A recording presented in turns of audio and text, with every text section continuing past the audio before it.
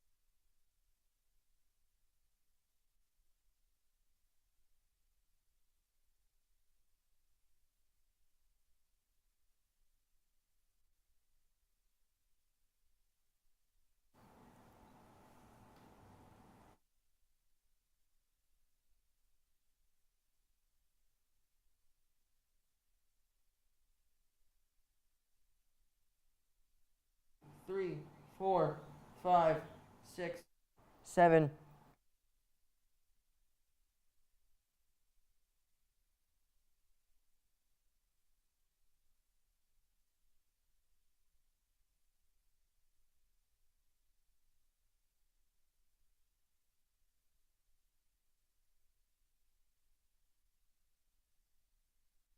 Basketball is at its finest in March. Tonight, two teams coming off of statement wins in the round of 16 face off for a chance to go to the Final Four. It's the 4-seeded Woburn Tanners and the 12-seeded Trojans of Bridgewater-Raynham coming up next on Woburn Public Media Center. Good evening, everybody, and welcome inside the WPMC studios. Alongside Zeke Altman, I am Joey Matroni, Hadi Bilal down courtside. Zeke, we mentioned two statement wins for both of these teams, but the more dramatic one goes to Bridgewater-Raynham. Yeah, Bridgewater-Raynham, what a team. And I just like to start out and say, aren't we lucky, Joey? Aren't we lucky? I would not want to be anywhere else in the world other than here broadcasting this quarterfinal game, Woburn versus Bridgewater-Raynham. And what an upset it was for the Bridgewater-Raynham Trojans. That game against Wellesley, credit to Reese Bartlett with that buzzer beater in overtime to get them the victory. Out of all 8 quarterfinal teams in Division I, only one team was not in the top 8, and it's Bridgewater-Raynham. Their head coach, Cheryl Seavey, has a mantra: why not us? Why not Bridgewater-Raynham? That's what they've been saying. That's why they beat Wellesley, and that's why they think they can come into Woburn tonight and beat the Tanners. Joey? Absolutely. CV mentioned after the game that she would have not wanted the ball in anybody else's hands aside from Bartlett, and Bartlett came through in the biggest way. Now, Zeke, as we take a quick look at the Tanners, they've had 2 very well-rounded wins to start the tournament. Yeah, this is some of the best basketball I've seen the Tanners play all season long. Peabody veterans, that double-digit 36-point victory, and then that win against Andover where they played tape-to-tape perfect basketball, I thought. I think this Tanners team is peaking at the perfect time, but that peak needs to stay consistent tonight against Bridgewater-Raynham. Like I said, they're coming for blood, Joey. Lady Tanners took out the defending champions in the Andover Golden Warriors, and now they'll look to take out the Trojans of Bridgewater-Raynham en route to the Final Four. But now we'll head down courtside for starting lineups and the national anthem.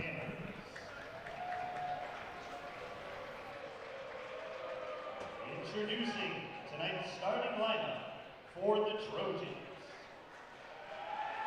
Number 32, Caitlin Strandberg. Number 14, Olivia Roy. Number 4, Libby Cronin.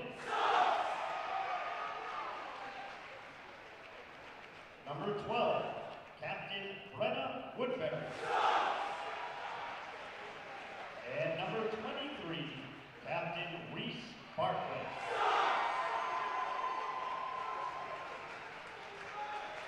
Bridgewater-Raynham is coached by Cheryl Seavey.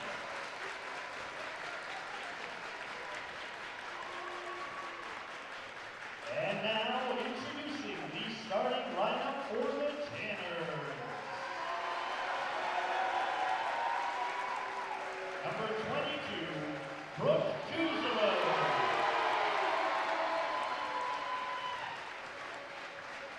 Number 1, McKenna Morris.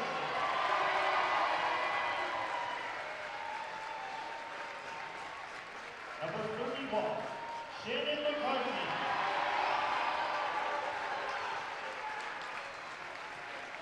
Number 13, Jalen Cunnington.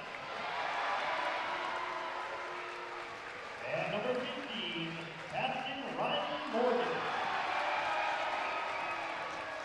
Woburn is coached by head coach Steve Sullivan. Would everyone now please rise and remove your caps for our national anthem, performed by Woburn's Jim Caparella.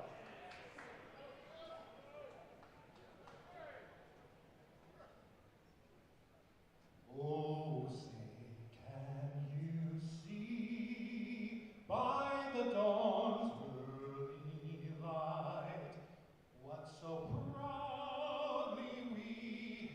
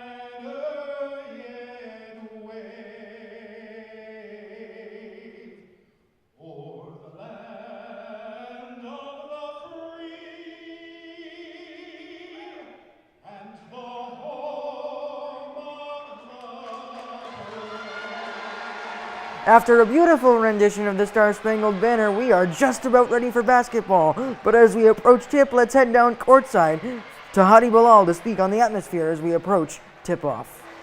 Yeah, Joe, I mean, the energy exactly where you wanted to be. Right as the tip-off is coming, we got a full student section. Emblematic of what we saw Wednesday night at the O'Brien rink, a full sellout crowd over there. Just the energy is so super high. I know it's obviously a numbers game, what basketball is, but the mental game could be just as important. The student section, both student sections actually here in the building tonight, and it could be a pretty big of an impact on both teams, and it's going to be interesting how it's going to start off and how that's going to play in the first few minutes of this game. Yes, Hadi, and it is festive season here in Woburn with the boys hockey team playing tomorrow night against Tewksbury at 7 p.m. The girls basketball team has to take care of business. They have the baton now, and they got to run their leg. Absolutely. Shannon McCarthy and number 32 Camden Strandberg ready to tap it up, and we are off at Carl J. Torres Gymnasium in the Elite Eight. Bridgewater-Raynham takes the opening tip-off,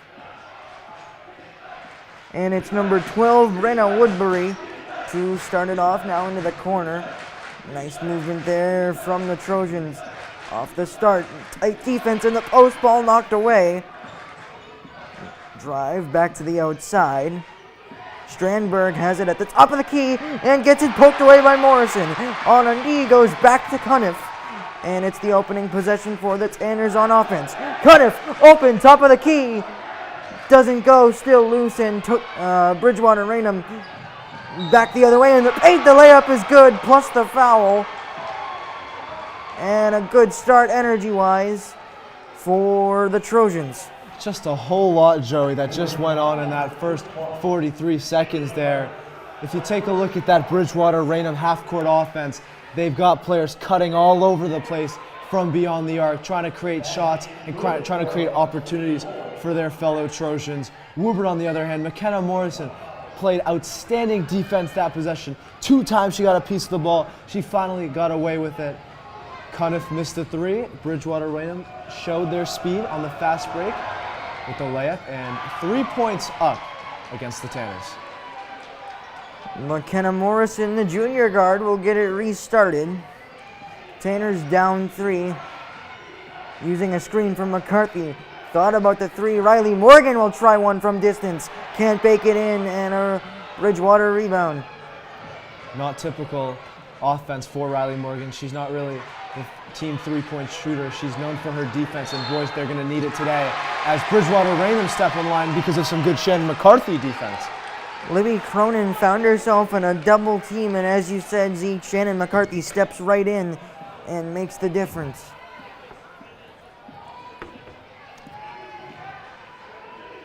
Morrison goes right to Cuniff. Tuzolo now comes and receives. Back to McKenna on the wing. Shannon McCarthy sets a screen. Riley Morgan has it again. Tuzolo will try a wing 3 and banks it in. Brooke Tuzolo, the bank is open on a Friday night.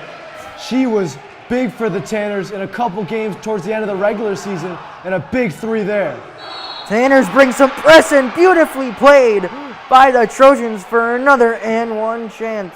Now, Joey, I want you to take a look at the energy from this Bridgewater-Raynham team to start this game. This isn't Andover. This isn't Peabody veterans. They look like they have a different demeanor about them, the way they're playing, the way they're running down the court, the way they're celebrating after buckets like that. Absolutely, Zeke, and I think something especially that we've seen is these Trojans are putting it all on the line. Head coach Cheryl Seavey talked about how they had nothing to lose being the lower seed in the game against Wellesley, and it's the same type of thing here for the game against the Lady Tanners. Yeah, not at all. They have nothing to lose. Coming into Woburn against a 4 seed, it's a 12 seed. Cuniff knocks down the open 3 to tie the ball game back up at 6. Joey, I had on my notes to start this game, Jalen Cuniff, Brooke Tuzolo, they need to hit their 3-point shots, and that's exactly how the Tanners are starting. Top of the key three looking to answer for the Trojans. Doesn't go. Tuzolo gets the rebound. Gets knocked down, but gets it to McKenna Morrison. Outlet pass up ahead. Cuniff drives right in. Tuzolo back on the wing. Shannon McCarthy now handling. A three goes up in the corner. This one's long and tracked down by number 32, Strandberg. And it's Woodbury who will bring it up. Woodbury driving right in, and it is the third foul on the Lady Tanners, going against the 0 as of now for the Trojans. An early substitution that we typically see. Brooke Tuzolo coming out for Kaylee McCarthy. Kaylee McCarthy didn't have her best game against Andover. It was more like Riley McCarthy, who had an incredible game. But Kaylee McCarthy, when she's on, she is deadly. Looks like the score has changed to 6-5 in favor of the Trojans. So one of those threes then switched back to a 2.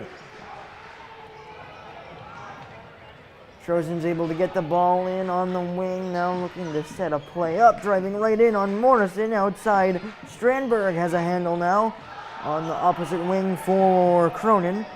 Cronin trapped again, looking inside. Beautiful pass and the left-handed finish. Just a pretty play there from Bridgewater-Raynham, finding the open cutter. Just defensive lapse there from Woburn. Olivia Roy credited with that basket. Morrison looking to answer, and does. We are tied once again. Yeah, Morrison, last game, that wasn't her best game shooting the basketball. She affected the game, though, in so many other ways. Tonight, will it be her night from beyond the arc? Tight defense here by Cuniff on the wing, not letting any room through. Cronin sets a tough screen. And it's the hero Bartlett with the handle on the basketball, and another whistle. They're going to call a blocking foul there on Riley Morgan. I did not understand at all. It looked like she stayed with her, shifting her legs, and just questionable call there from the refs. Still 4:18 to go in this first quarter, but the fourth team foul on the Tanners, which equals free throws, the next infraction for the Trojans. Yeah, Alina Ayanian checking into this one as Bartlett will try a three, doesn't go. She was the hero against Wellesley, knocking down the floater near the buzzer. Morrison tried to push it ahead to Ayanian, but it's taken away. And here come the Trojans down the other end. Top of the key, thought about the three now. A floater goes up, no good, rebounded by McCarthy. Now a question I have for Ayanian is how will head coach Steve Sullivan use her in a game like this? McCarthy, top of the key, works the dribble handoff with Ayanian, tries a three, and it's good, right on Cusick. That is not something you see from Alina Ayanian. You see her playing tough defense, driving to the hoop, dishing out passes. But the three-point shot, now we can see she's developed it in her game, and a great defensive possession there, once again from Alina Ayanian. She's a freshman chance raining down from the Woburn student section, and they're exactly right, but she's proven to be a huge impact in this playoff run. Morrison gets a foul against Bridgewater-Raynham here. That's their first as a team in the quarter. You know, one thing so special about this Tanners team, Joey, is they're all shooters. They all can shoot the basketball. You look at this lineup right now, there's not one person on the court that can't shoot the three. They just took out McKenna Morrison, Shannon McCarthy, Brooke Tuzolo. Every single player on the rotation can shoot the three ball. Arguably the hottest three-point shooter on the Tanners on the floor right now in Riley McCarthy. Let's look to see if they get the ball to her off the inbound. Instead, they go inside. Riley Morgan goes outside to Ayanian, trying another three. This one's long and no good. And Bartlett will reset it for the Trojans. Bartlett trying to put a move on Morgan, and the step back fadeaway is good.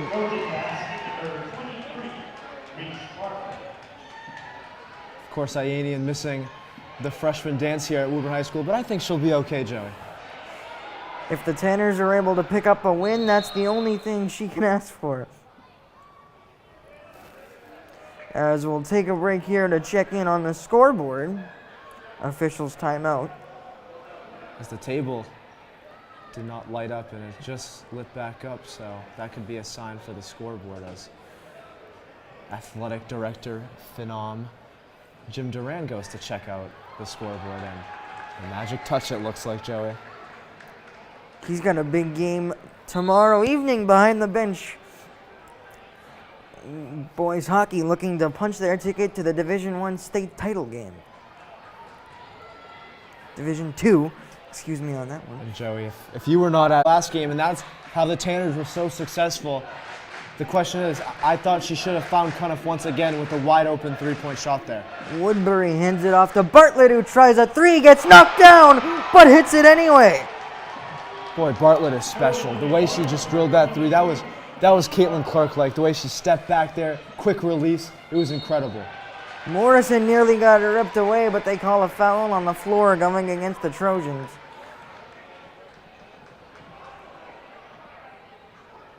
Trojan foul number 12, Woodbury, her first foul.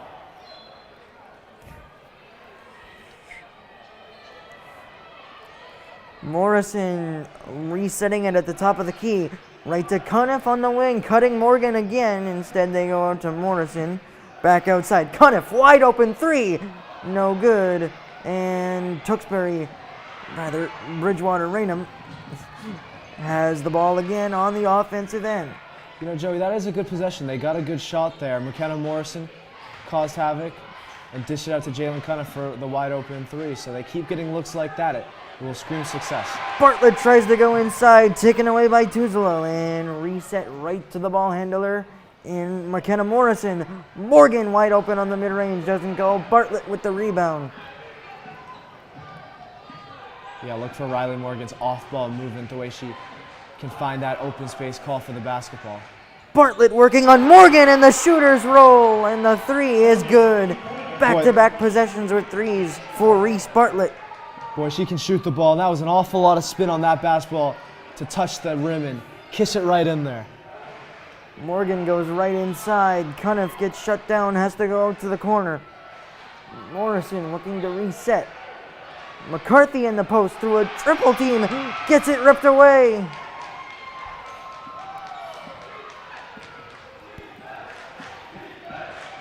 Woodbury trying to drive right in, gets it stolen again. Tuzolo on the receiving end. Worked ahead now into the corner. It's Riley Morgan with the handle. Jalen Cuniff on the wing. Tuzolo fires a triple. Misses everything. Cuniff tried to save it. And a whistle, and I believe that'll be the fifth Woburn Tanner team foul, which means free throws with 11.2 to go in the first quarter. Shannon McCarthy does pick up the foul. That's her second. Yeah, and the starters were on the court there for the Tanners, all five of them. Feels like head coach Steve Sullivan just needs to bring some firepower off the bench here, as it looks like he will right now, because it's just looking a little stagnant out there on both ends of the floor. The Lady Tanners really haven't matched the energy of the Trojans of Bridgewater-Raynham up to this point, and they extend their lead to 6. You know, on the bright side, you look at the history of this team this season, and they just can't get it going in the first quarter. But sometimes it kills you, and you're giving Bridgewater-Raynham a chance to build that momentum, and as you can see, they're doing it right now. Zeke, we mentioned in our prep for this game what kind of start would the Tanners have. Definitely they haven't come out extremely fast, but that's a good end to the quarter with a fadeaway jumper by Brooke Tuzolo to cut the deficit down to 4, 17-13. The Trojans lead after 1. Yeah, it's 2 tough shots that Brooke Tuzolo has hit, that 3 off the bank and that 2 very contested. We go down to our sideline reporter, Hadi Bilal. It's looked a little stagnant out there for the Tanners, don't you think? Yeah, I mean, boy, do we have ourselves a playoff basketball game here tonight. I mean, both sides playing with a different sort of feel. I wanted to mention Bridgewater-Raynham, like you said earlier, they are playing with a certain demeanor. Like they just want to win. It feels like they want to win more than Lady Tanners at this current moment. What I'd say is the Lady Tanners are still kind of in the game with the multiple threes with Jalen Cuniff in the early in the game, Brooke Tuzolo with the 3. but those threes are kind of keeping them in the game because every time they get inside the arc, inside the paint especially, they're getting stuffed. They're getting locked up inside the arc. And overall, I mean, Bridgewater-Raynham's defense is playing outstanding so far, and that's probably the highlight we've seen. And one more thing about the star player, Reese Bartlett, her shooting form is like unbelievable from this point of view on the court. Her with multiple threes so far. It's a back and forth battle so far. I mean, I think this second quarter is going to say a lot about how they're going to go into the second half. But overall, the energy is quite different on both benches so far, and it's going to be interesting to see how they're going to respond to that. And that's what I've seen from here on the court so far. I agree wholeheartedly with that, Honey, and I think Bartlett has been the center of energy for this Trojan team up to this point, but the Tanners have plenty of time to come back, only down by 4. Yeah, and I want to highlight something that our sideline reporter, Hadi Bilal, said. The energy on both benches are different right now. This Tanners team feels a little deflated right now, whereas this Bridgewater team has that mindset, why not us? And they're pretty confident right now. So how can the players on the court bring that energy back to Woburn and get their bench excited and get their fan section excited at home? Yeah, Zeke. Along with that comes the fact that the Lady Tanners aren't terribly used to losing very often. They've dominated the league for the better part of 3 seasons now, and only 4 losses in the regular season. So a little bit of uncharted waters as they turn it over on the opening possession of the second quarter. And now Bridgewater-Raynham will restart it with number 12, the captain, Brenna Woodbury. He's working on Morrison along the 3-point line using a screen from Bartlett, who's got 8 points to lead this Trojan squad. Woodbury tries a 3 and connects. Tanners down 7, less than a minute into this second quarter. Brenna Woodbury, one of their higher scoring players. She had 12 last game against Wellesley. Riley McCarthy, too strong on the jumper, gets her own and gets fouled.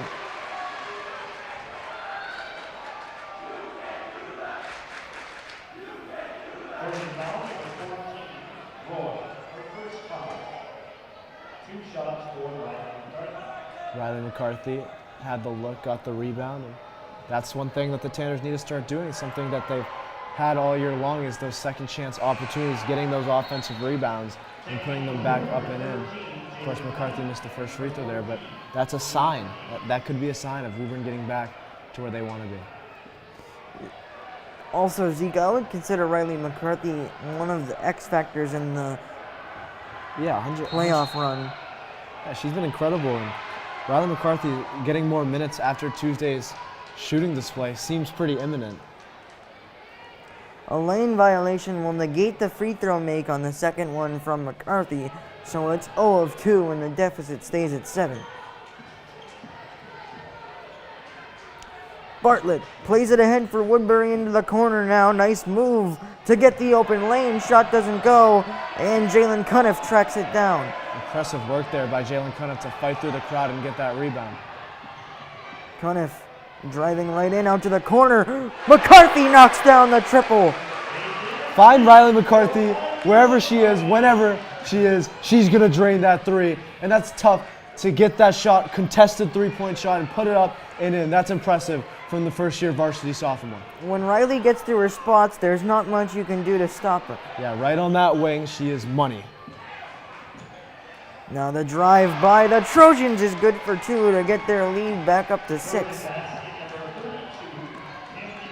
It's Camden Strandberg who picks up that deuce. And McCarthy trying another 3, banks it in. Do they count the basket on the loose ball foul? That's the question right now. They're still talking about it.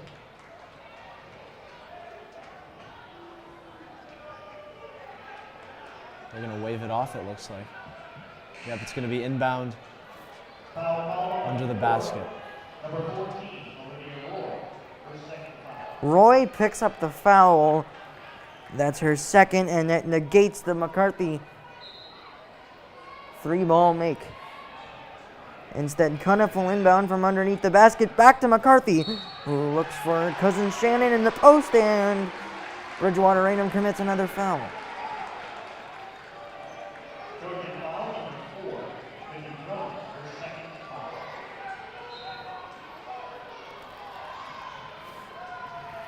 Second foul on number 4, the junior guard Libby Cronin, and McCarthy has a handle on it again, going to Lyanian. Lyanian driving right in, out to Tuzolo. Shannon McCarthy fighting through a double team. Here comes a third, gets her own, and another whistle.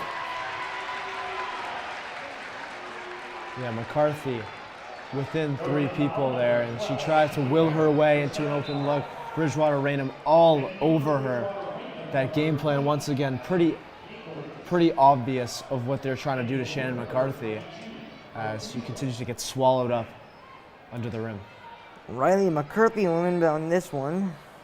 Still looking and tried to hit it off the defender, but instead it went right back off of Riley, so it'll be Bridgewater-Raynham basketball. That is the correct call there. You could see what Riley McCarthy was trying to do, just didn't execute it perfectly. Bartlett catches the inbound pass and will work on Cuniff as she approaches the timeline. Trojans up 6 with 5.5 minutes to go. They'll try a 3 to extend the lead. No good. Cuniff, big rebound there. And she will run the point going right to the hole. Instead kicks it out. McCarthy gets knocked down on the attempt. No good. The defense definitely altered that shot as it missed everything. Yeah, the ref standing right there. Wouldn't know if it was a foul or not. Riley Morgan will check back in and take out Riley McCarthy.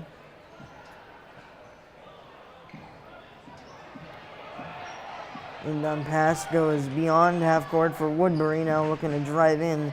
Tuzolo shuts down the angle, and Woodbury will bring it back to the wing. Bartlett at the top of the key. Makes a move on Morgan, driving right in outside. Cronin tries a jumper. Doesn't go, and Morrison pushing it ahead. Looking for Tuzolo, who can't finish at the rim. And Cuniff trying to rip it away. Yeah, Tuzolo had a great move there to get herself an open look, but during that move, bobbled the basketball a little bit. Missed the layup. Cuniff did force a jump ball, however, and Tanners get possession from the possession arrow. Long pass to Tuzolo at the top of the key.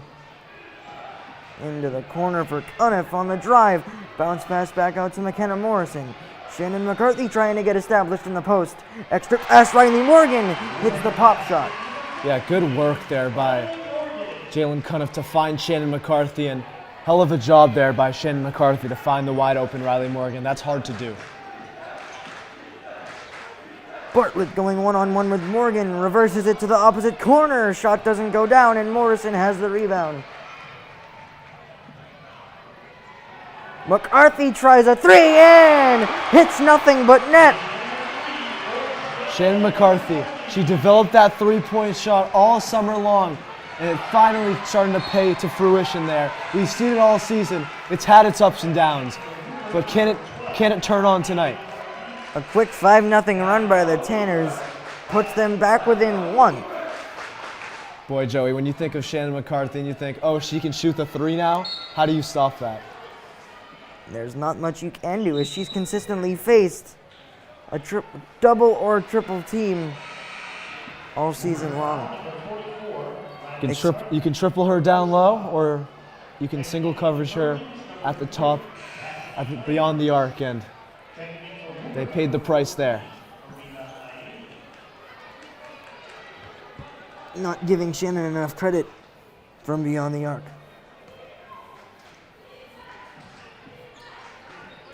Pass goes inside. Strandberg trying to bank it in, doesn't go. And the Tanners will have a chance to take the lead with any kind of score here. Morrison tries a wing 3, can't get it to go. Huge offensive rebound, Riley Morgan, and the second chance also is off the mark. Morgan missed Ayanian crashing down low for the wide open layup. Bartlett trying to go one-on-one with Riley on the other end now. Woodbury now has it on the wing. Looking inside. Strandberg fighting through. Shot doesn't go. And Ayanian will reset.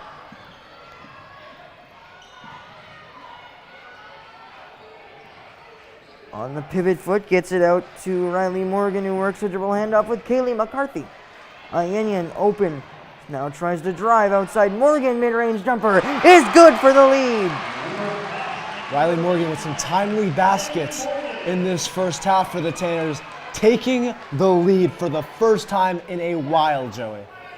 Strandberg now on the wing, guarded by Riley McCarthy. Stripped away by McKenna Morrison, who comes on a double team. Tanners look to extend the lead with an outlet pass.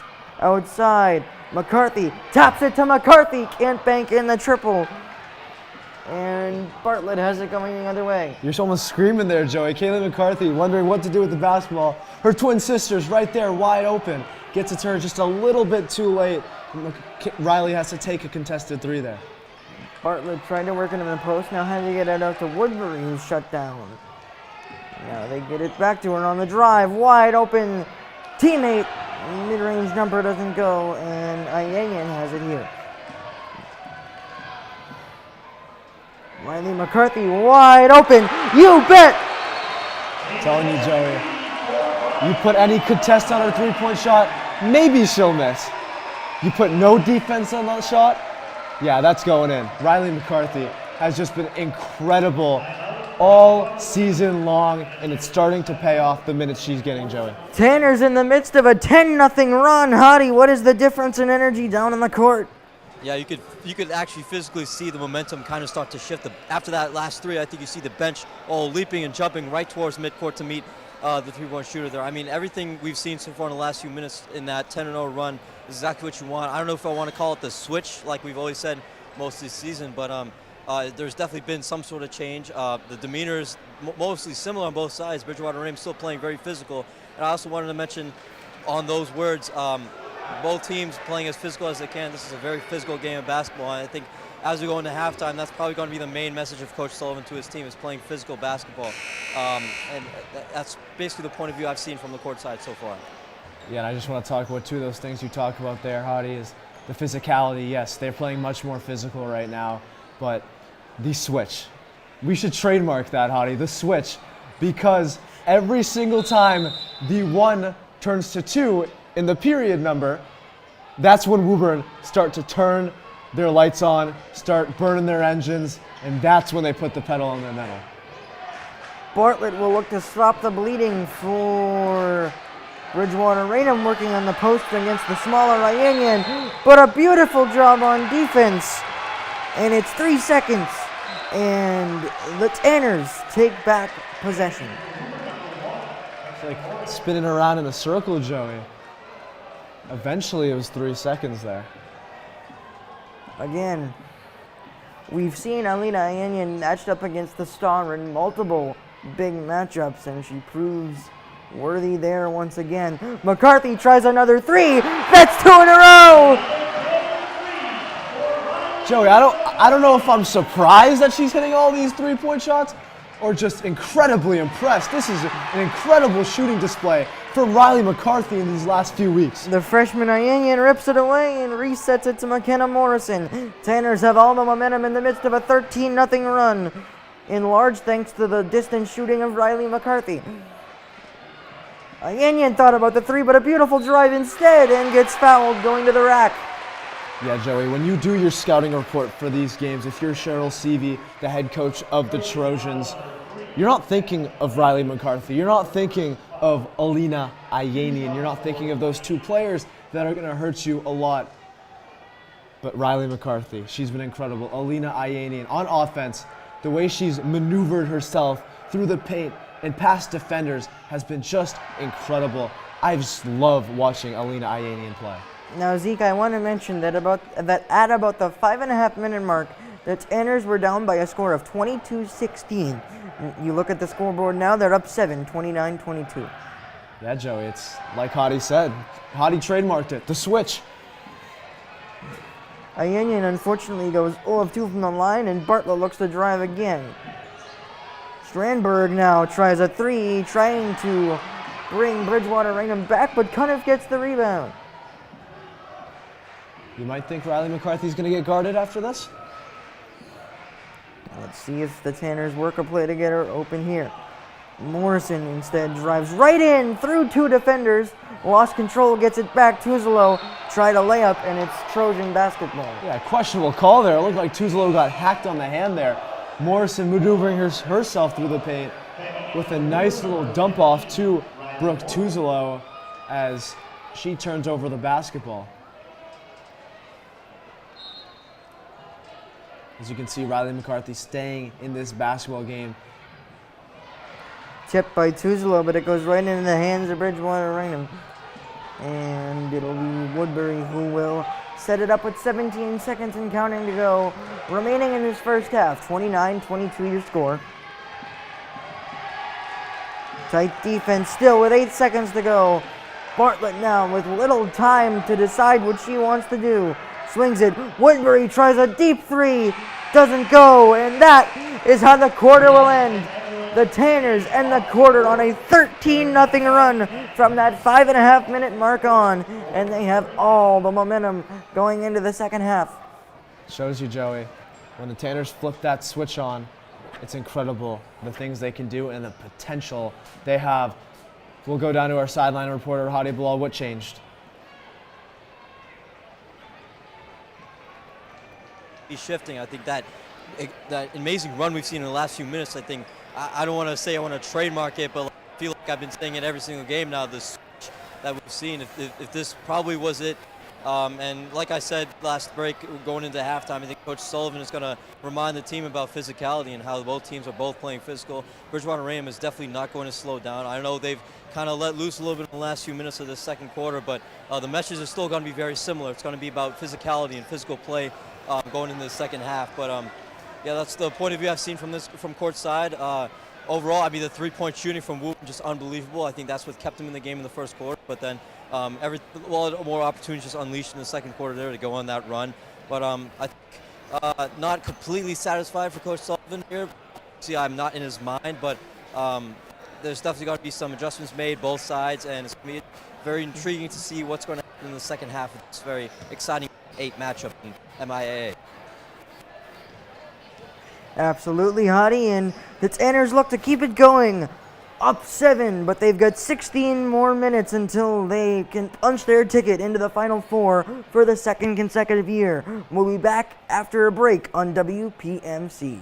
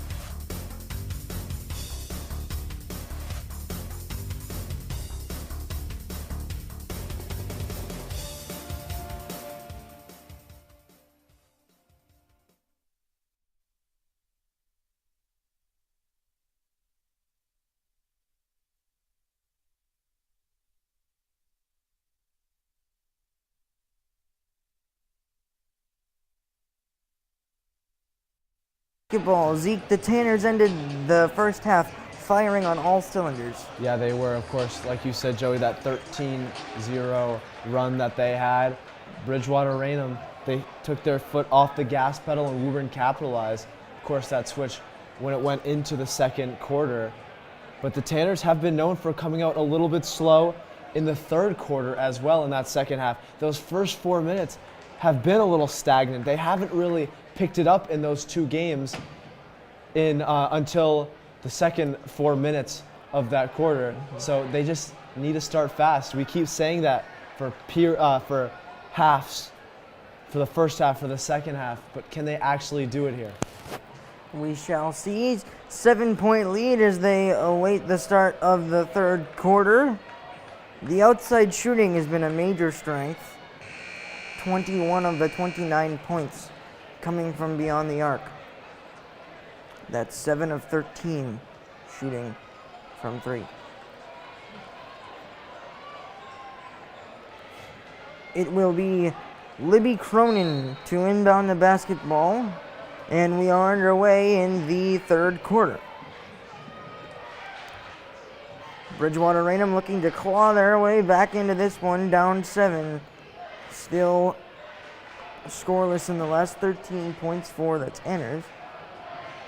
And now that's Strandberg looking to post up and gets the angle. The layup, however, doesn't go. Bridgewater-Raynham still trying to find a bucket opportunity for the first time in many minutes.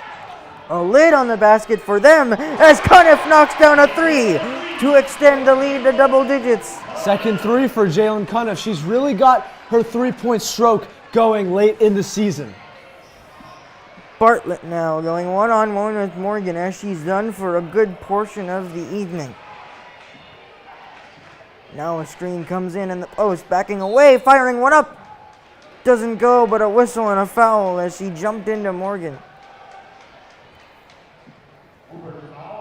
Woburn have that lead up to double digits right now. But of course, how this Bridgewater-Raynham team has played all postseason, they've fought through adversity. They've had hills to climb. Some say mountains to climb, and they've climbed those mountains and got to the other side. This, of course, another mountain they need to climb. Of course, a very steep one with head coach Steve Sullivan's Tanners in the way. One of the more common upsets in the world of playoff basketball or tournament-style basketball. The 12-5 upset completed over Wellesley to get to this point. Now down 9 to the Tanners in the third quarter. Morgan finds Morrison. Looking inside for McCarthy, back out. Cuniff tries another 3. Doesn't go. Of course, the other Elite 8 game on this side of the bracket, Bishop Thean versus Lexington. Any score updates we get, we will give to you. On the other side of the bracket, we have our first ticket punched into the Final Four as the Wachusett Mountaineers continue their undefeated season and will represent in that Final Four. Cronin tries a 3, and that one is huge to bring back some energy to the Bridgewater-Raynham side. Quick 4-0 run there by the Trojans. The Tanners need to respond. Morrison trying to do exactly that, driving right to the basket and finishing with the left. McKenna Morrison only had that 3-point field goal in the first half. There she comes up big. Crossover with her right to her left. Takes it. Lefty layup. Big shot. Bartlett now driving right in the post, fighting through it. Back outside, Strandberg. Doesn't go, rebound Shannon McCarthy.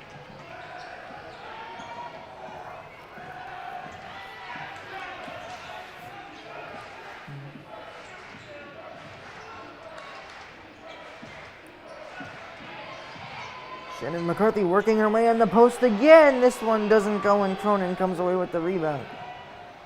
Shannon McCarthy just needs to calm down a little bit. That shot was almost impossible to get up in the first place. Woodbury was looking for Cronin, but instead Jalen Cuniff jumps right in. And a tough finish. Well, that's a tough finish, Joey. Brooke Tuzolo. Jalen Cuniff stealing the ball, going down the break, finding Brooke Tuzolo, and she finishes with her left hand in traffic. As they're going to call Morrison there for the trip from behind, but it really looked like Brenna Woodbury just fell on herself. She was on her way to the basket if she didn't fall down on that one. Checking in for Woburn, number 44, Buckley McCarthy, number 12, Tatum McCarthy, and number 14. As 3 subs come in, the McCarthy twins along with Alina Ayanian. Cronin gets it into Bartlett, working on the smaller Ayanian, but instead goes to Cronin for another 3, doesn't go. Morrison with the rebound and immediate defense and some pressure by the Trojans. Riley McCarthy finds her sister Kaylee. Kaylee back to Riley now into Shannon in the post. Outside Morrison 3. Line drive is no good and out of bounds. Trojan basketball. Yeah, Morrison seemed like she just didn't collect the basketball cleanly as she put up that 3-point shot. As Bridgewater-Raynham continue to chant air ball, considering even though their team is down 10. Still very much in this ball game. Just about midway through the third quarter. A long 3 here by the Trojans is no good, and Morrison collects another board. McCarthy now on the wing, back to McKenna, top of the key 3 is good! Yeah, McKenna Morrison, she got that space, she collected the ball cleanly, and you could see what McKenna Morrison does in that space. Tanner's up 13, Joey. Coach Cheryl Seavey forced to call a timeout here to get her girls redirected, and the Tanners up 13, 4:04 to go. Tanners have just been incredible, Joey. They had that 4-point swing, Bridgewater-Raynham. McKenna Morrison, 2 points on that lefty layup. Brooke Tuzolo, lefty layup, brings it back to 10. And McKenna Morrison with that 3-point shot. Tanner still started a little slow out of the breaks. Hadi? What you were saying about McKenna Morrison, I think what we saw there when they had the little 4-0 run, Joey had a great call there. They needed to respond. Right after that, she got the really good layup in there, and then we got the run going on our own. Maybe like a little mini switch for the second half, but I mean, the deficit grows for Bridgewater-Raynham. Woburn's playing very well so far. Defensively, they've been doing well, and offensively, they've been moving the ball well so far. Just down here on the court, I think both teams still playing physical. Nothing's changed that much, but I think it's not so much a new game as usually when games come out at halftime. Like there's a little bit of like getting back used into the swing of things in the game and the momentum. But it feels like they just went out for like a quick timeout and then went back right out there. So it's an interesting matchup right here, and exciting to see what's going to happen for the rest of the quarter. Back to the action now as Bartlett takes it across the timeline. Driving right in on Shannon McCarthy. This is an interesting matchup we haven't seen much of.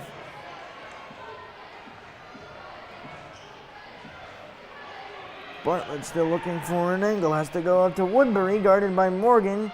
Out to Strandberg. Now back to Bartlett. The floater is off the rim, no good. Ayanian finds Kaylee McCarthy. The lefty dribble into a triple team, ball loose. Bartlett hit the deck. A jump ball.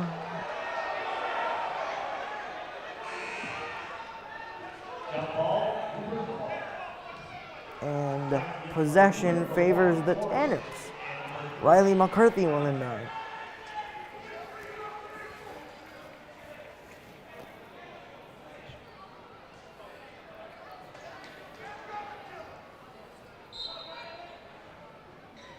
Rather, it'll be Jalen Cuniff to inbound as they want to get McCarthy an open look. Doesn't go down. Yeah, that quick release didn't really favor her, Joey, as from the mid-range, a range that she's not really used to.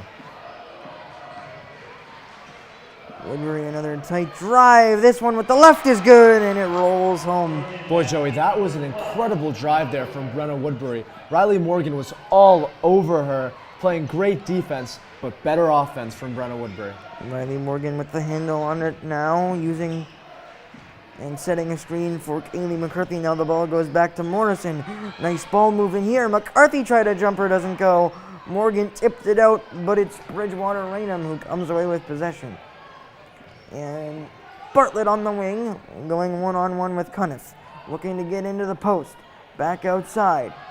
Inside now the ball goes.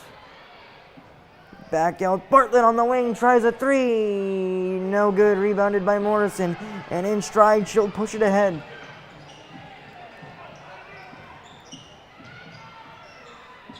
Riley McCarthy works a dribble handoff with McKenna Morrison. Driving right into the paint, stopping on the post. Back out, Riley Morgan, long distance, and it's good. Her foot was on the line, so it's a long two, but it extends the lead for the Tanners. Yeah, Morgan tried one earlier from that distance, didn't go in, but here she was pure. A step in is all it took. And Bartlett drives right in, plus the foul. Bartlett trying to will her team back in this game as she's done all season long. 150 remaining in the third quarter. Bartlett with a chance to get the deficit down to 10. Joey, wouldn't be surprised if we see a lot of minutes down the stretch here from Alina Ayanian and Riley Morgan, as to keep this lead, they need to play defense, and those two provide the best.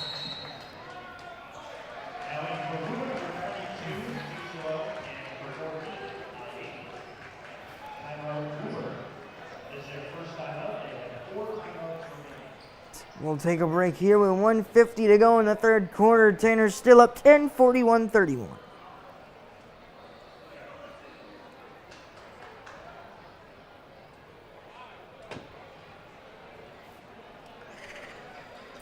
Zeke, what have you liked here in this second half of the third quarter that will hopefully propel the Tanners into a win in the fourth quarter? Yeah, I've seen this third quarter as more of a battle between both teams. You know, that you've had that swing. Bridgewater-Raynham brought it to 6. Tanners brought it back to 15. Now it's back to 10. Bridgewater-Raynham are staying in this game, and it's all credit to Reese Bartlett. She's hitting tough shot after tough shot. She is no slump. She is there for a reason. She is impressive. Hadi, what have you seen from the star from Bridgewater-Raynham, Reese Bartlett? Yeah, just right before I want to get into that, I want to give a quick shout out to Amy Jo from Vermont. We hear you there. We're from a beloved fan. We appreciate your support. And overall on the court, what we've seen, I mean, just back and forth like we talked about. Reese Bartlett doing whatever she can, and we see that it's kind of like a game of runs, but overall, just a tense battle right now so far. McCarthy now, as we go back to the action on the wing.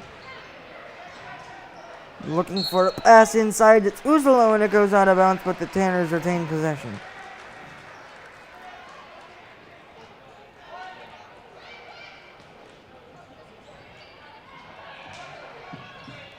Pass inside by Cuniff goes to Morgan in the post. Now resets to Alina beyond the volleyball line. McCarthy now on the wing.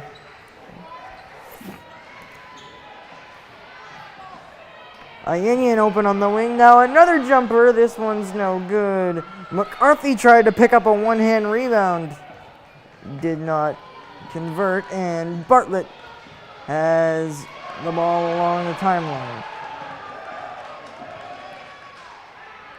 Now the Bridgewater-Raynham three rains down and is good, and they've cut the lead to 7 as we are into the last minute of the third quarter. Tanner's looking to respond.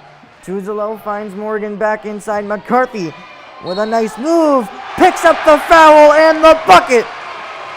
Shannon McCarthy, the one time they didn't swallow her up, the one time they didn't collapse on her in the paint, she turns around and she puts it in. The Bridgewater-Raynham player cannot handle her strength, and she fouls Shannon McCarthy, and she has a chance at a three-point play.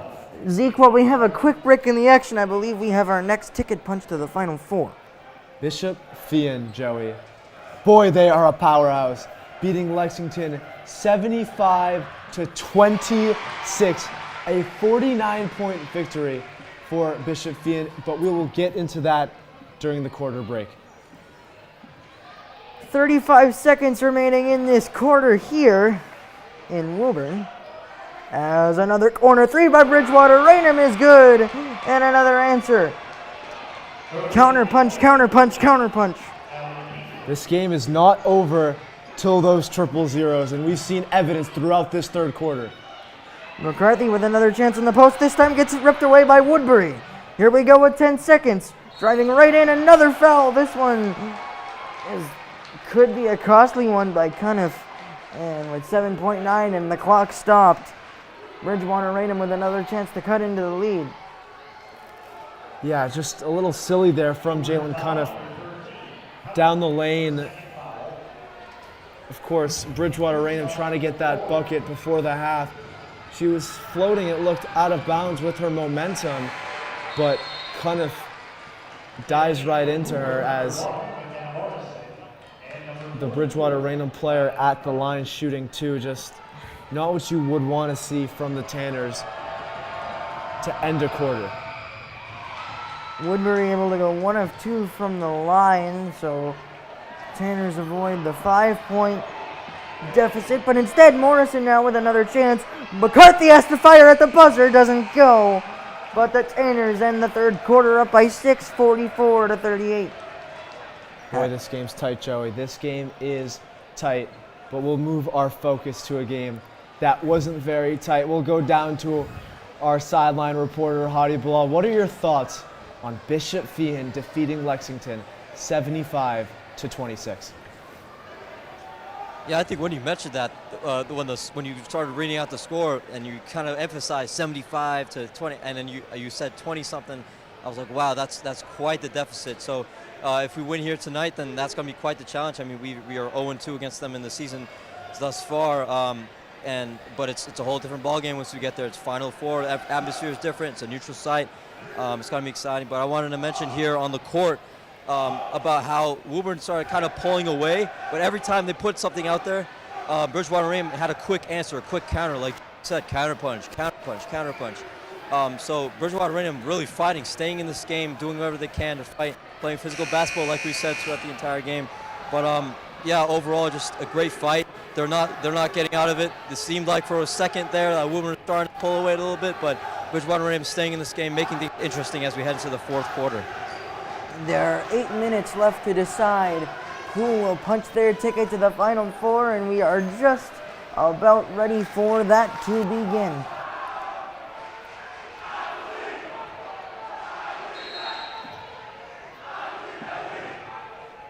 I believe that we will win chants serenading throughout the gymnasium as we are back underway. Bartlett, top of the key, a double screen, a set play here from the Trojans out of the quarter break. Bartlett looking to drive right in outside Woodbury. Picked up by Morrison. Woodbury working one-on-one. Back, top of the key, Strandberg thought about it. And McCarthy forces a jump ball. Woburn will pick up possession on the arrow. So it'll be Riley Morgan to have handle of the basketball as the Tanners look to extend their lead here in this fourth quarter. Jalen Cuniff, open corner three, short. McCarthy rebound, back to Jalen on the wing. Outside Riley Morgan on that same wing. Kaylee McCarthy looking inside for Shannon. Spins to the left. Layup no good, but is fouled, and Shannon will go to the line. Trojan foul number 20, Ickowitz, for second foul.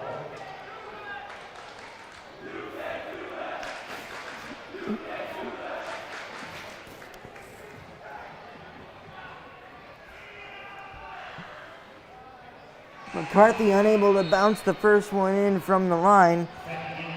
Lead stays at 6.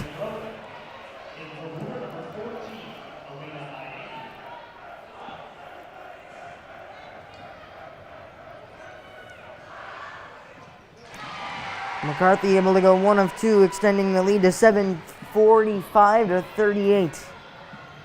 Tanners looking to hold on and punch their ticket to their second consecutive Final Four.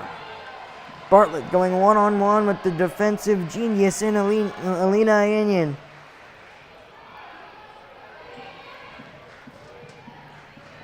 Drive inside, nice defense once again outside the three chance here, and that's a big one. Rather, they'll call it a long 2, so the deficit stays at 5 as we're under 7 minutes to go. They just keep fighting, Joey. Bridgewater-Raynham just want this game so bad and are putting everything into it. McCarthy fights through, and the left-handed finish is off the glass and good. But so are the Tanners, Joey. McCarthy has come up big the last few possessions. She's really taking over this basketball game. Bartlett one-on-one with Cuniff, trying to get her positioning in the post, backing down, and a foul is called. That's an unbelievable call, Joey. Cuniff has both of her hands up. She's just standing there, and they're going to call the foul on for Reese Bartlett to go to the free throw line. Just a bailout there by the refs. Bartlett has another chance to bring the deficit down to 5. First free throw is good.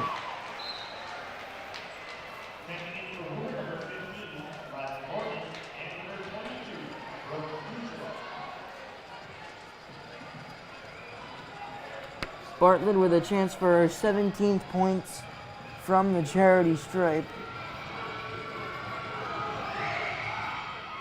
It is good. And it's 47-42, 6:08 to go. Zeke, we're in for a good ending here. I think it's been pretty evident since the first quarter that we were going to be in for a good ending. These two teams are just hammering each other. Morrison walks into a 3, doesn't go. Tuzolo fought for the rebound. The Bridgewater-Raynham rebounder was on the line, and the Tanners take back possession. You know, this game, Joey, it's like a boxing match. Who's going to get knocked down and who's going to get back up? Who's going to throw the next blow? Who's going to hit a jab?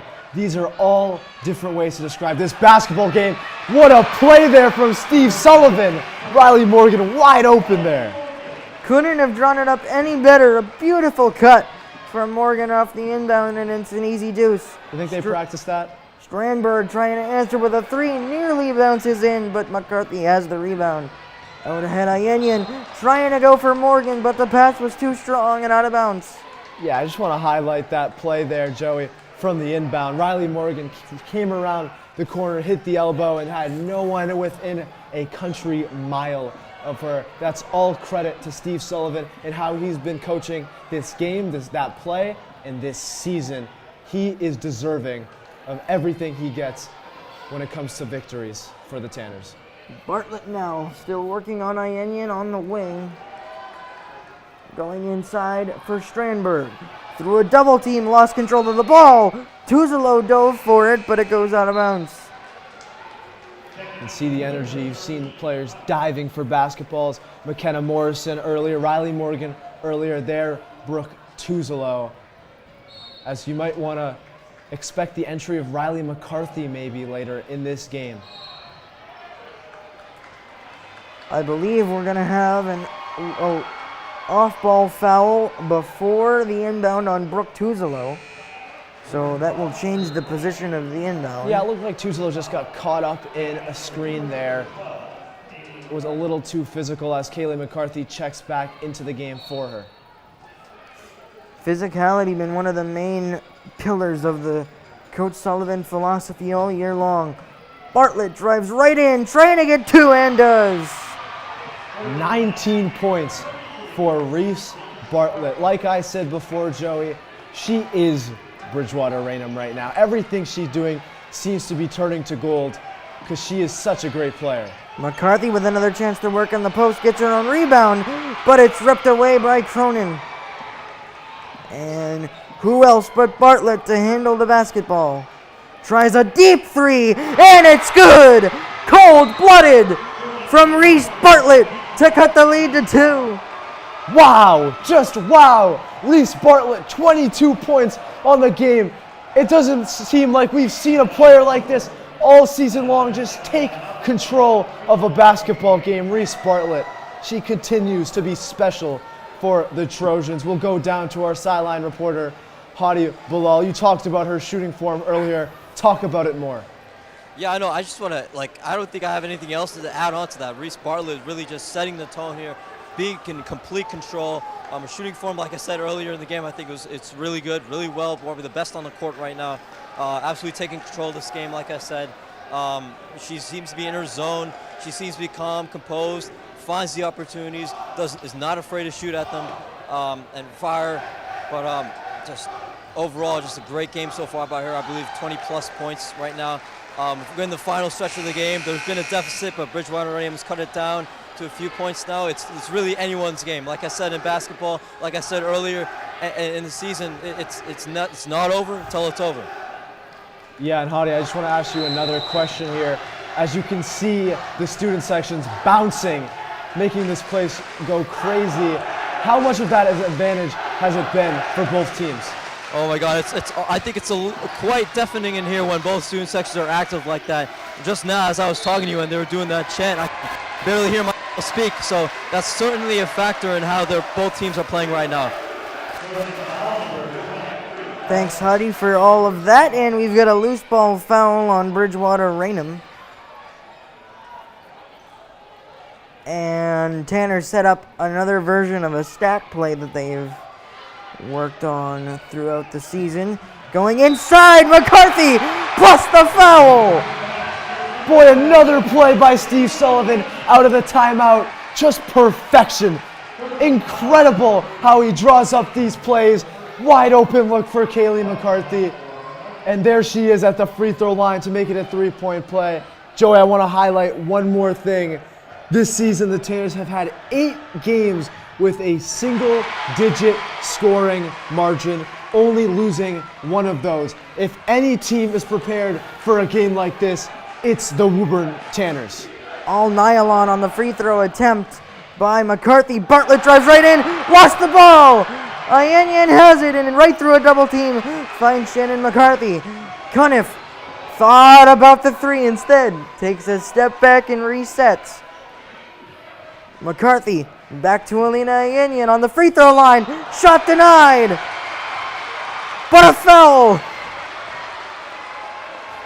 Alina Ayanyan, the freshman, with 3:51 left in a quarter-final state matchup, taking the onus on herself, taking a shot, and getting to the free throw line. A big 2 free throws upcoming for young number 14. And she is cold as ice on the first.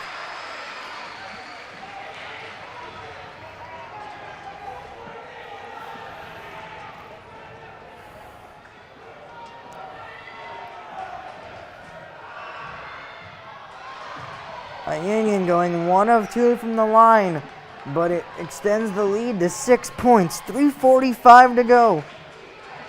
Woodbury put a move on Cuniff, staying with her inside. Bartlett outside. The drive by Roy. No good, but a foul.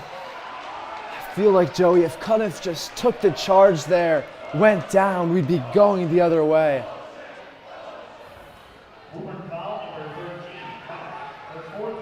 Fourth foul on Jalen Cuniff, of course, something to look out for as Riley Morgan looking to check back into the basketball game. Nevertheless, it'll be 2 free throws for Olivia Roy, the junior forward. Brooke Tuzolo and Riley Morgan, the 2 starters out of the game right now. Head coach Steve Sullivan talking to Riley Morgan. I wonder what's going both of those two's brains.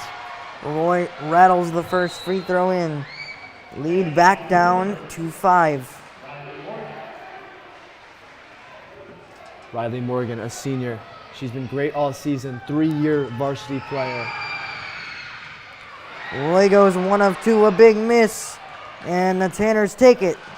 Reversing court for McKenna Morrison, and we've got 1 out of the play for Bridgewater-Raynham. Back in now, Morrison wide open, free throw line jumper, doesn't go, tapped out. Kaylee McCarthy has it.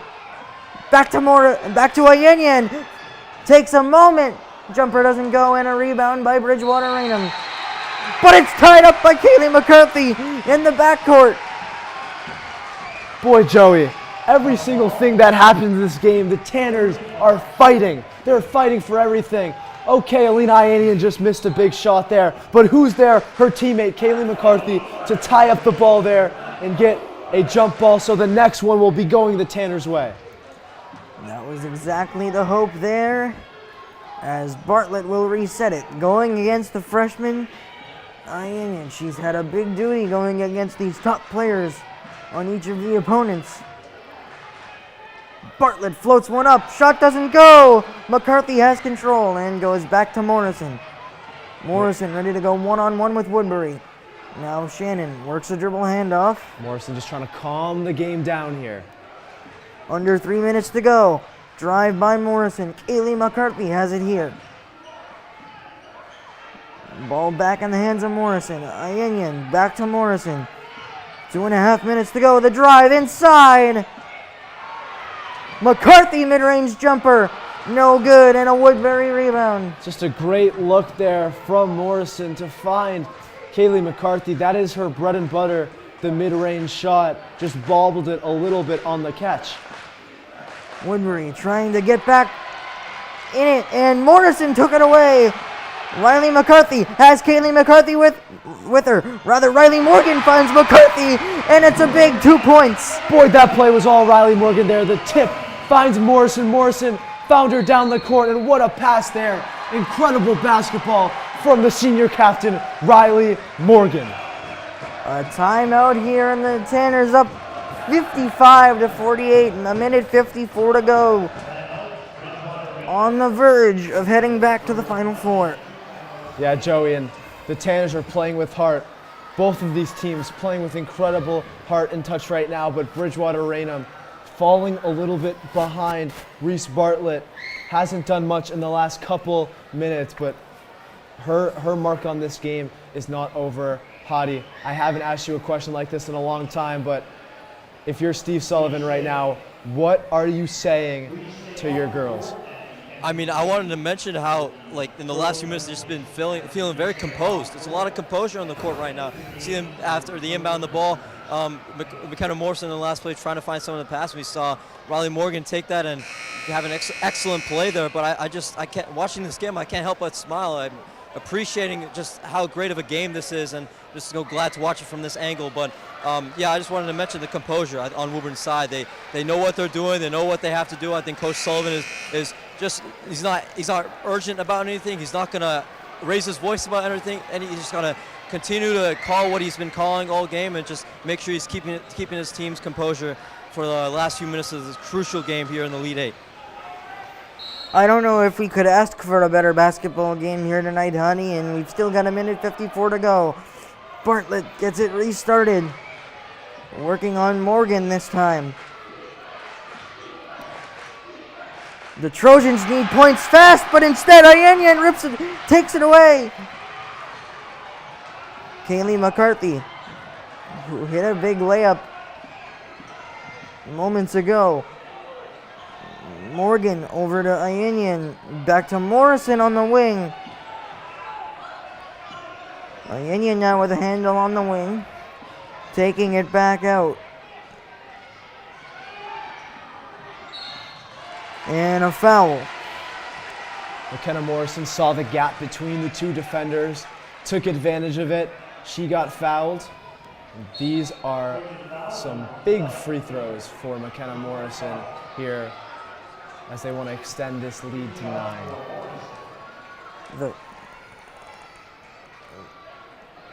The fifth foul going against the Trojans of Bridgewater-Raynham means 2 major free throws for McKenna Morrison.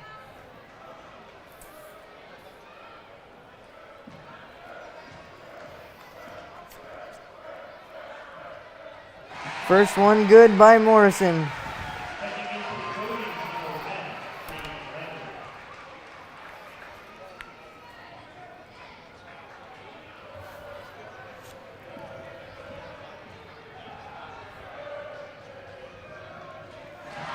McKenna Morrison, the star guard for the Lady Tanners, goes 2 of 2, and the lead is up to 9. Cannot emphasize how big those 2 free throws were by McKenna Morrison. Truly ice in her veins.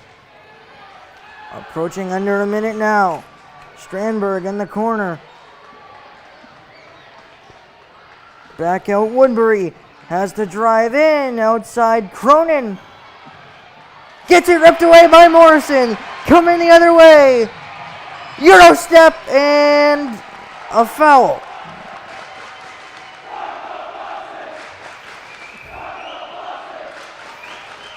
They're starting to feel it, Joey. They're starting to feel it. 2 more free throws can extend the lead to double digits. The student section believes the Tanners have this one wrapped up. Morrison, first one good. Of course, we'll have an interview with Hadi Bilal after this game with one of the players. Morrison goes 4 of 4 in her last 4 attempts. 11-point lead. Woodbury with little time to work with. Bartlett tries a 3 to get the lead down to 9. Doesn't go. Morrison holds. 33 seconds to go and another foul.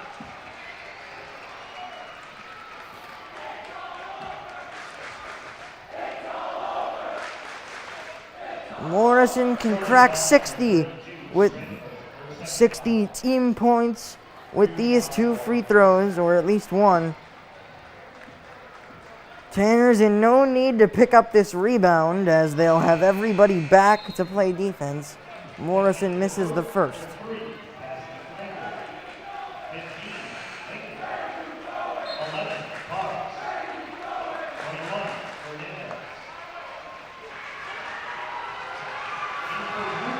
Coach Sullivan putting in his final substitutions. No, the Tanners have this one wrapped up now.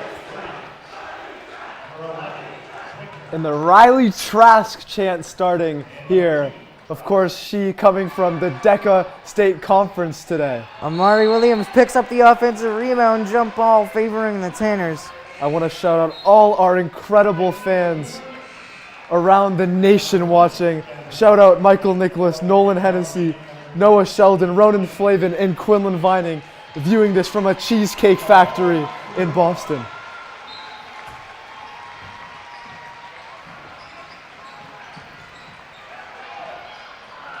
No good on the free throw. Under 30 seconds to go and another whistle.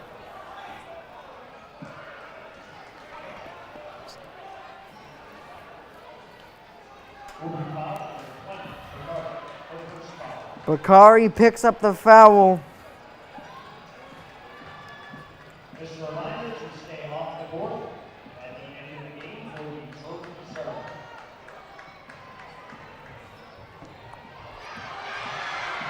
Bakari takes it away with under 10 seconds to go. And still Olsen with it now as we are down to 3 seconds. And that will do it. The Lady Tanners have closed the book on the Cinderella story for the Bridgewater-Raynham Trojans. And for the second year in a row, the Lady Tanners have punched their ticket to the Final Four. And Joey, I understand that Bishop Feehan just won their game by 49 points, but they have a team coming for them. The Woburn Tanners will be coming for Bishop Feehan. That game will be at a neutral venue, and you bet your dollar Joey, Hadi, and I will be there. Wow, what a game, what an atmosphere. 61-48, the Tanners fight through the adversity of the pushes by this Bridgewater-Raynham team, but of course they come out on top. We will await the trophy presentation as the Lady Tanners have come out victorious of their portion of the bracket. And we will have that interview with Hadi Bilal after the short trophy presentation, so we'll stay with you here on WPMC.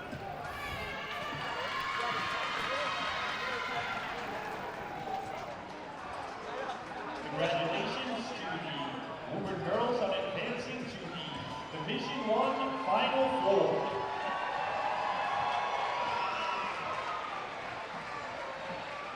They move on to face Bishop Feehan in their Final Four matchup.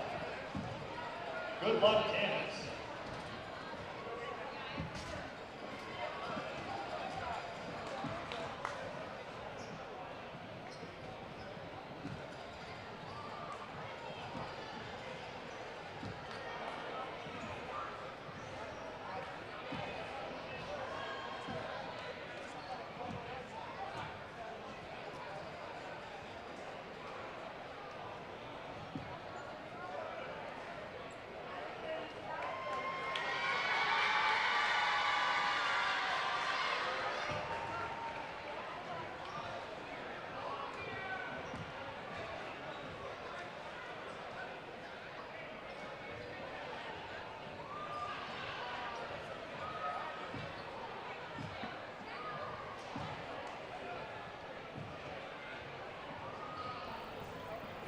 Back here on WPMC, Zeke, the Tanners are now officially the champions of their region of the bracket. Now they'll go on to the Final Four as we take a look at some final stats. McKenna Morrison, the leading scorer with 12 points, and Shannon McCarthy making an impact on both ends. Double-double, 10 points, 10 rebounds. And Riley Morgan also at 8 points, and Kaylee McCarthy with 9. So a good all-around production from the Lady Tanners this evening. Yeah, Joey, I want to talk about a player that wasn't on this stat sheet that we have right here. It was Alina Ayeni, and I thought she was incredible tonight. The way she played defense, took the onus on herself and hit big shots. On a night she could have went to the freshman dance, she chose to have some fun with her teammates and make a little trip to the semifinals of the Division I in the MIAA, Joey. Absolutely, and if there was one thing that could make up for missing the dance, I think it would be a win. So that has been achieved here. Yeah, Joey, and if we do anything to preview this Bishop Fiend game, boy, it's going to be a battle. You have all those players out there in Attleboro. You have Madeline Steele, have Webster. All those players provided tough battles for the Tanners, and it's just going to be an incredible watch, this semifinal, the rematch of 2023, the rematch of 2016 at the Garden. It's just the rivalry between these two clubs has just been incredible over the years, so it's just going to be incredible to watch. Tanners looking to avenge their 2 earlier season losses, and those 2 early season losses won't matter, Zeke, if they're able to come away with the semifinal victory. Yeah, and you know something I always say, Joey, is it's hard to beat a team 3 times. It's hard to go beat a team home, beat a team away, and then go in such a big moment and beat them a 3rd time. You don't see it much in the pros, you don't see it much in college, and you sure as hell don't see it much in high school. So that will just be a key game to look into. Of course, that semifinal matchup for boys hockey tomorrow. Of course, it will be here on WPMC, of course, like it always is. We always have the coverage for you, but like we said before, we made the track analogy with the baton. The baton is being passed back to the hockey team. That matchup is going to be special. Let's preview that a little, Joey. Yeah, Zeke will be on the coverage tonight, tomorrow, 7 p.m. at Stoneham Arena. The Tanner boys hockey will be taking on the number 1 team in Division II in Tewksbury. Yeah, Tewksbury are a juggernaut. They've been for years, but boys hockey, they've had an incredible run this year against Lowell Catholic, that big win, 5-1, and then you go to that game with North Andover with the Logan Roderick shutout 2-0, and then you move on to a massive game against Newburyport, 4-1, and then those 2 goals to make it 4-3, but they stuck with it. Jack Lee to make it 5-3, Hayden LaPrade to make it 6-3. The Tanners had that. Tewksbury are going to be a challenge, though. They're not like any team that the Tanners have faced all season long, Joey. Juggernaut is exactly the word I will use to describe. Tewksbury has accumulated 22 goals in their 3 playoff games, winning 7-0, 8-1, and then 7-0 once again. Yeah, Joey, and as we're still awaiting that interview from Hadi Bilal, let's just talk about the festivities that have been this tournament run. It's been so fun to watch, Joey. As a fan of Tanner sports, it's just been incredible. We want to just take this moment. Of course, this is our last time in our home studio, Joey, just to take this moment and thank all of the people that have worked with us and just admire the privilege we have to commentate here, Joey. Absolutely, Zeke. The opportunity that we have been given to bring Tanner Sports to all of you is one that I will never forget, and we hope that we can find some more people who are interested in this and keep it going, as it's something that we've built up and we don't want it to end right now. Yeah, it's been incredible, and yeah, it's been incredible to be here with Joey Matroni, and we will have McKenna Morrison for you shortly, as we keep saying, as we go right down to McKenna Morrison and Hadi Bilal in a second. But Joey, let's talk more about Tanner sports as a whole. I think, obviously, Zeke, this has been a fun time to be a Tanner Sports fan. We had multiple teams in the playoffs. Girls hockey made a first-round matchup win. And now, Hadi Bilal and McKenna Morrison are ready down on court side. Hadi, will go down to you. All right, thank you, Joey. Just amazing team win, McKenna Morrison. Thank you for making me happy. So, I just want to ask you just initial thoughts of the game, how you feel. Yeah, I feel like we came out kind of slow, but as the game started going, we started playing better and better, and just overall, we're happy. I wanted to talk to you about your last few free throws of the last few minutes and how that came at a crucial time. What was going through your mind there? Yeah, I feel like the pressure was on, and that honestly kind of helped me make them, so yeah.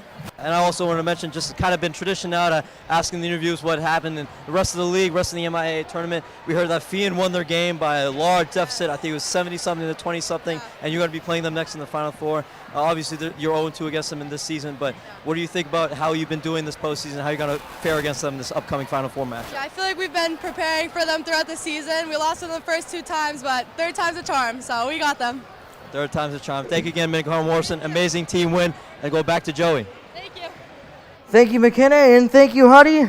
That will do it for us here tonight. The producer of tonight's game is Kevin Burkett, director Anthony Giglio, camera operators are Brian Ferreira and Morgan Grino. For Hadi Bilal and Zeke Altman, I am Joey Matroni. Once again, for one final time, your final score, Woburn 61, Bridgewater-Raynham 48. Teams return to the Division I Final Four next week.